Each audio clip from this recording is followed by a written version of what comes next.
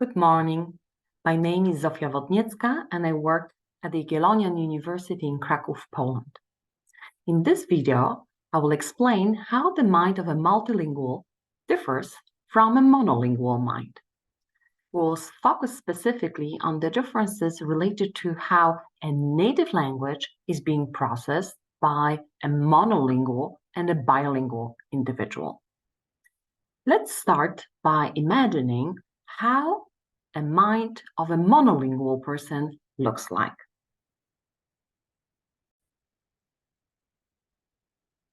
How does a language system of a person who knows only one language look like? So imagine you're walking down the street with your friend and you see a cat jumping on the roof. You point to the animal and you say, "A cat." What happens in your mind is that the word cat gets activated together with the concept of the cat. But the word cat is not the only word that gets activated on this occasion. Other words that are somehow related to the word cat get activated too. So for example, dog, tiger, kitty, or even a hamster, they all belong to the same semantic category. But that's not the end of the story. Also, other words get activated, words that are somehow similar in form, or they are describing properties of a cat, and even belong to a different word category, like being a verb or an adjective. So in a nutshell, words in our mind form a highly interconnected system in which activation of one word spreads to other words and activate them too. So the words that are somehow related to each other get activated on the occasion in which only one could, in principle, get activated. Now let's think what happens in the bilingual mind. Everything that we know from research, extensive research from the last 30 years, is that in the bilingual mind, all languages are active.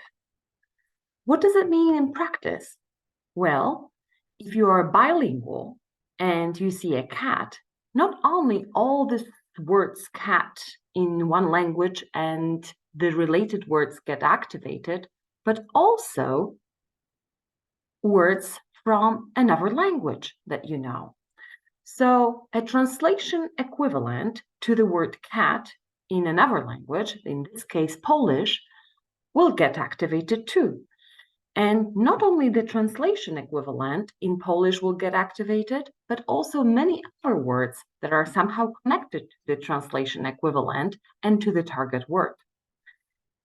So this means that the bilingual mind activates or keep all of the languages active to some degree all the time.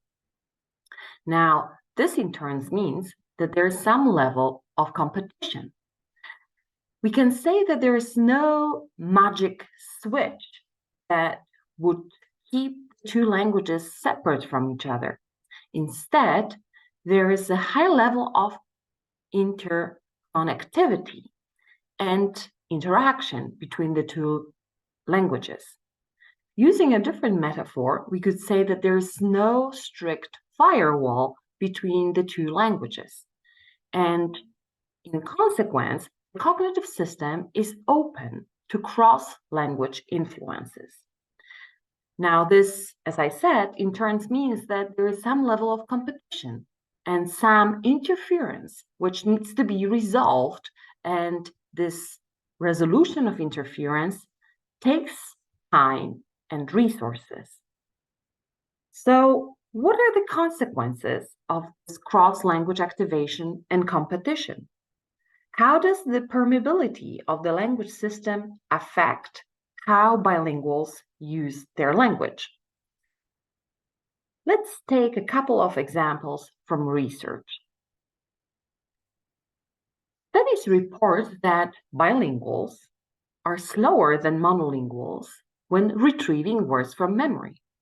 So when you take a group of bilinguals and monolinguals and you compare their performance with high level of precision in milliseconds, and you ask them, for example, to name very simple objects like this chair, if you focus on the performance in milliseconds, it turns out that bilinguals are typically slower to name a simple object like this one compared to monolinguals. Now, why is that? Well, we can simply say that bilinguals have another word from the other language that could be used to describe the very same object. And this other word competes to be selected. Now, our studies report another striking effect, that even a short use of a second language impacts how easily we retrieve our first native language. So imagine that I ask you to name simple objects like this one, and I ask you to name them in your second language. When I subsequently ask you to name another object in your first language, and then I compare your performance with a situation in which I ask you to name all the objects only in one first language, it turns out that, again, when you take a very precise magnifying glass and you measure performance in milliseconds, people are typically slower to name the very same object in the first language after they have just used their second language. This indicates that not only the second language is effortful to use, but this effort translates into performance on the first language. And this increased effort is also reflected on the brain level. So we know from research that our brains work harder even when using first language after we have just used a second language. What are the implications of these studies for teachers? Well, we should be aware that a bilingual pupil may speak slower in their native language when they have just returned from a holiday abroad, they have just spoken to someone using their second language, they've just watched a film or read a text in their second language, or simply when they are compared with a monolingual peer. Now, all of the examples that I've showed you so far focused on language production, so on the ability to say words out loud. Are there any other ways in which one language may influence another? Research shows that impact of one language on another is not only observed for speech, but also for listening and reading. So when I show you a string of letters as this one, and you are an English monolingual, you will likely retrieve a concept of a yummy pastry in your mind, because the string of letters correspond to the word pies. Now, if you are an English-Polish bilingual and you know another language, the same string of letters will evoke yet another concept, very different from a pastry. So let's look back at the model that I showed you before, and specifically at the string of letters P-I-E-S.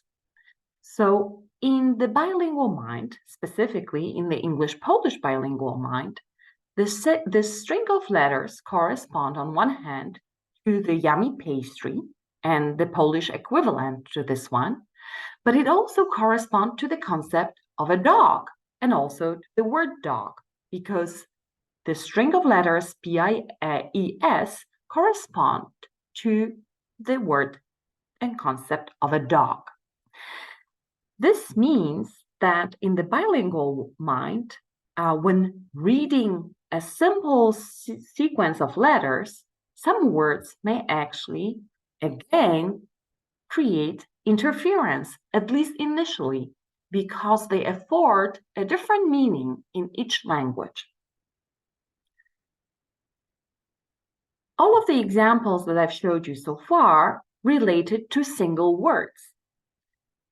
But we know from research that cross-language influences extend beyond single words.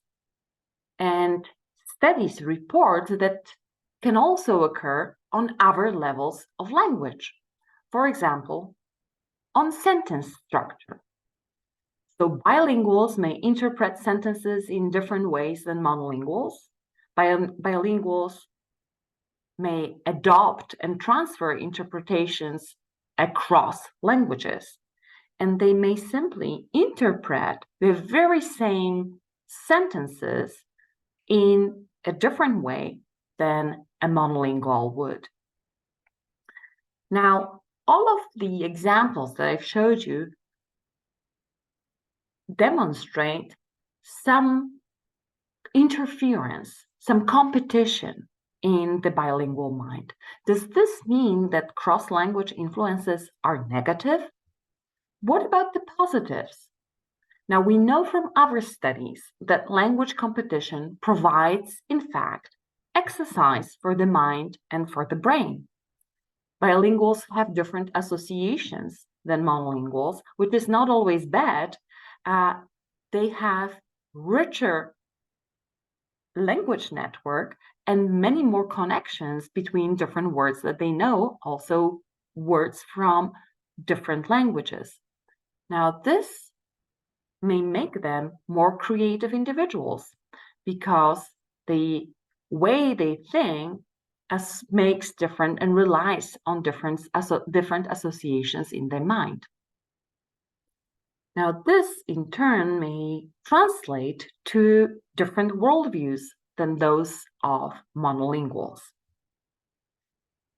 In summary, I've been trying to demonstrate that exposure to other languages impacts processing of our native language. It can make retrieval of words in each language a bit slower, and it may lead to different associations between words and concepts. As expressed by one of the pioneers of research on bilingualism, François Grosjean, in essence, the bilingual is not two monolinguals in one person. This means that adding more languages to our minds does not simply add up as in math. Instead, with each language added, a new quality of interaction emerges. And in consequence, the multilingual is an expert in mental juggling. Use of more than one language fundamentally changes how we use our native language and how our mind and brain works. What are the broader implications for teaching practices? Don't be surprised when bilingual students seem slower in their language use, if they have more or very different associations between words than monolinguals do. And don't be surprised when bilinguals arrive at different atypical interpretations of sentences, paragraphs, narratives, and other forms of discourse. The most important message is to set different expectations because the bilingual mind works in a different way than monolingual mind. The preparation of this video has been funded by the Erasmus Plus program. Thank you for listening, and if you want to learn more, visit our website. Thank you.